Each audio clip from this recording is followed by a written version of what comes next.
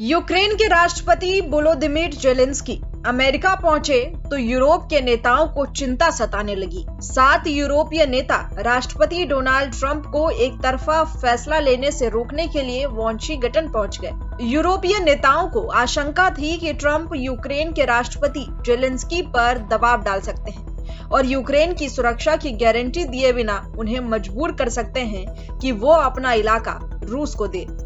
माना जा रहा है कि ट्रंप का एक ऐसा शांति समझौता है जिसमें जमीन की अदला बदली शामिल हो। उन्हें ना तो यूक्रेनी संप्रभुता की चिंता है और ना ही यूरोप के लिए रूसी खतरों की। उनकी एकमात्र चिंता शांति समझौता है। वो नोबेल प्राइज हासिल करने पर आमादा है। यूरोपीय नेता अमेरिकी राष्ट्रपति डोनाल्ड ट्रंप के साथ महत्वपूर्ण वार्ता के लिए वॉशिंगटन पहुंच चुके हैं। ट्रंप यूक्रेन में युद्ध रोकने के लिए जेलेंस्की पर जमीन और नाटो से जुड़ी महत्वाकांक्षाओं को रोकने का दबाव बना रहे हैं। ट्रंप और यूक्रेनी राष्ट्रपति आमने सामने की बैठक करेंगे। इसमें ब्रिटिश प्रधानमंत्री सर कीर स्टारमर, फ्रांसीसी राष्ट्रपति Emmanuel Macron, German chancellor Friedrich Merz, इतालवी प्रधानमंत्री जॉर्जिया मेलोनी और फिनलैंड के राष्ट्रपति अलेक्जेंडर स्टब भी शामिल होंगे। व्हाइट हाउस के मुताबिक नाटो प्रमुख मार्क रूट और यूरोपीय आयोग प्रमुख उर्सुला वॉन डेर लेयन भी इस बैठक में शामिल होंगे। ट्रंप ने सोशल मीडिया पर लिखा, व्हाइट हाउस में एक बड़ा दिन, इतने सारे यूरोपीय नेता एक साथ कभी नहीं आए। अमेरिका के लिए ये बहुत बड़ा सम्मान है।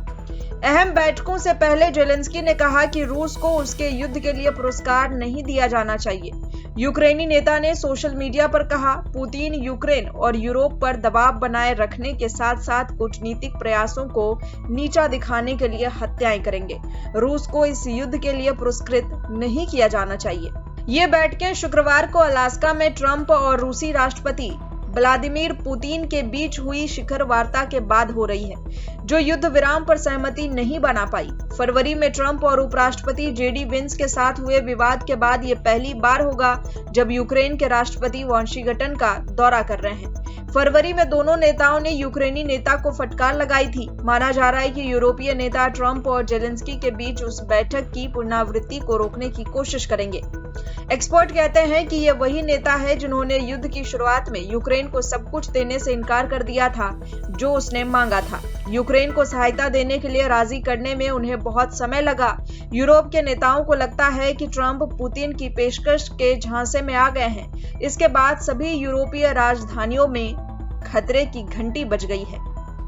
यूक्रेन ने कहा कि रूस ने नई वार्ता से पहले यूक्रेन पर अपने हमले जारी रखे। रविवार देर रात और सोमवार तड़के के बीच देश पर कम से कम 140 ड्रोन और 4 बैलिस्टिक मिसाइलें दागी। अधिकारियों ने बताया कि यूक्रेनी शहर खार्किव में भोर से ठीक पहले एक 5 मंजिला अपार्टमेंट पर रूसी ड्रोन हमले में कम से कम 7 लोग मारे गए। उधर मॉस्को का कहना है कि खेरसान और डोनेस्टक क्षेत्रों के रूसी कब्जे वाले हिस्से में यूक्रेनी गोलाबारी में 2 लोग मारे गए। हालांकि फरवरी में जेलेंस्की के साथ ओवल ऑफिस विवाद के बाद से ट्रंप पुतिन की और अधिक आलोचना करने लगे, लेकिन वॉशिंगटन ने मॉस्को पर अतिरिक्त प्रतिबंध नहीं लगाए। 2022 में यूक्रेन पर आक्रमण के बाद से अलास्का में पुतिन के भव्य स्वागत को रूस के लिए एक कूटनीतिक तख्तापलट के रूप में देखा गया। आप इस पूरे मामले पर क्या सोचते हैं? कमेंट में जरूर बताइए। वीडियो अच्छी लगी हो तो लाइक और शेयर जरूर करें।